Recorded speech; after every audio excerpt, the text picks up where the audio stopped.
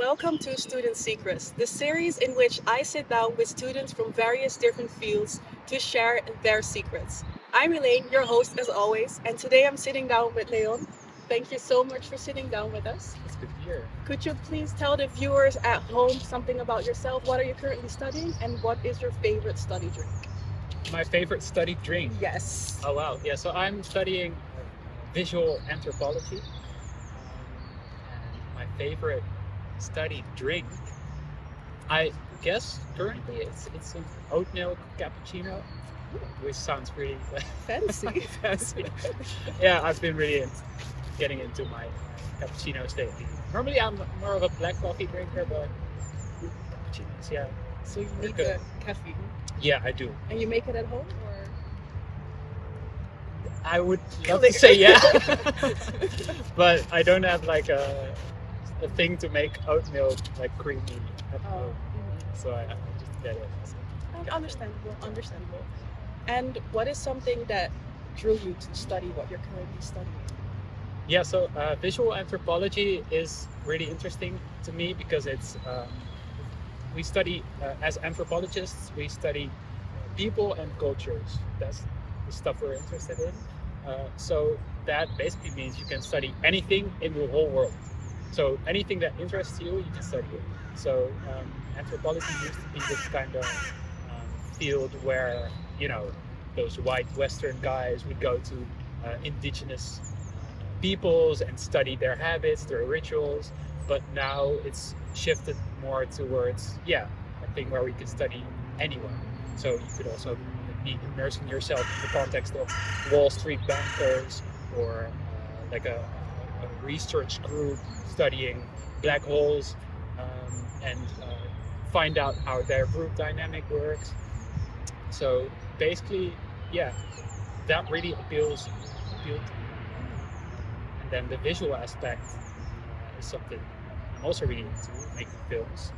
So it's a really beautiful combination to me to be able to study people, cultures, and also make films while That doing makes so. sense. And did you already always know that that is something you wanted to do, or did you just learn it as you kept going to school? Yeah, I think the latter. I didn't really know about anthropology, to be honest, for a long time. But then, someone recommended it to me actually, and looked it up, and it was perfect. Like, I knew I wanted to make films and documentaries, but the existence of this field was just like everything coming together. And like, Oh, nice. And you already mentioned a little bit that you're working on a documentary. He's working on a documentary right now as we speak. Well, not right now, but you get the point. And it's about specialty coffee, for which you also had to do some field work. Yeah. What is kind of a day-to-day field work look like? So day to day, my field work. So the past few months, in January to March, I was in Sumatra. The field work was based around talking to farmers and coffee processors. So typical day, it was very different. So it's hard to give like a general description. But something I did a lot was just visit people's farms, go with them, and then they would always offer me food because it's Indonesia and everyone is so warm and hospitable. So we would have lunch there, and I would do a small interview, but I would also film people doing work on the farm to kind of get a sense of what it's like to be there every day.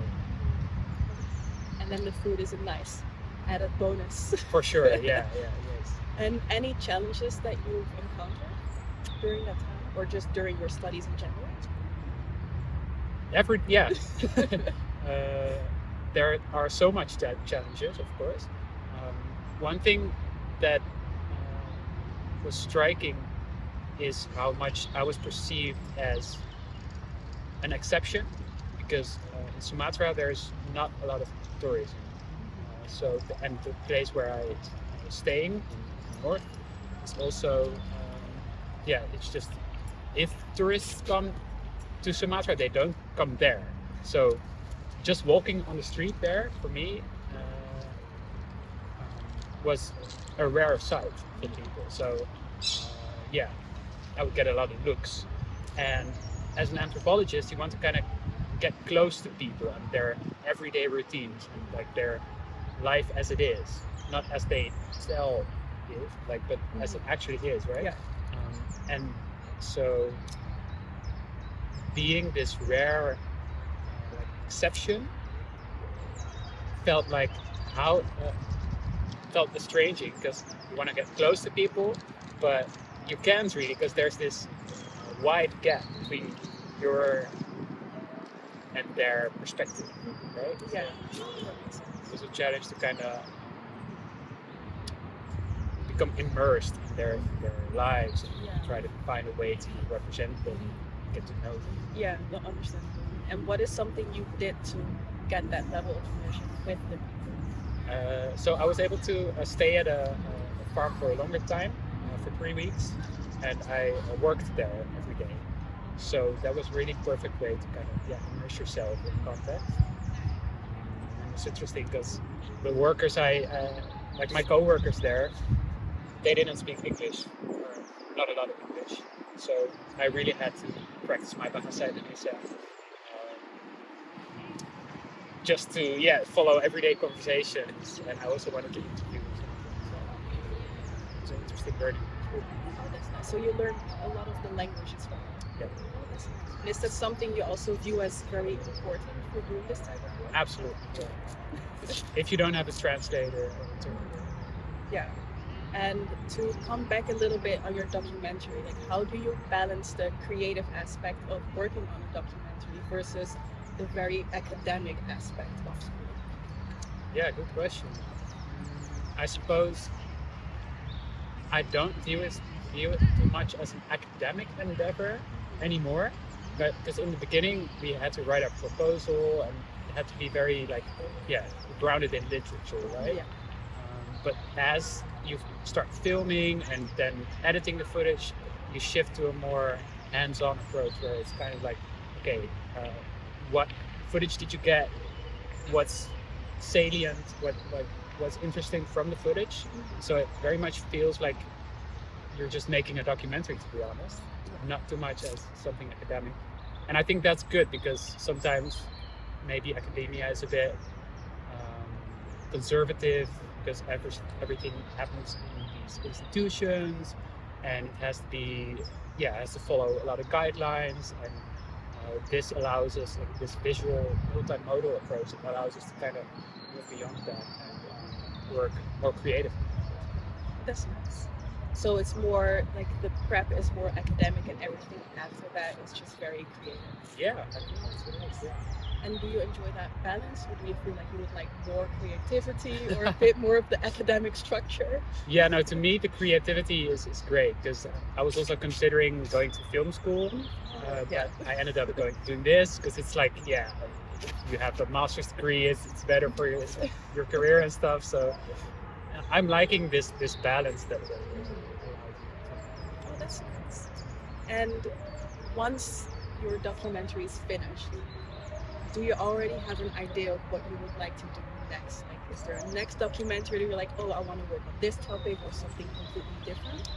I would hope to build out this current film to like a feature-length documentary, so like 1.5 hours.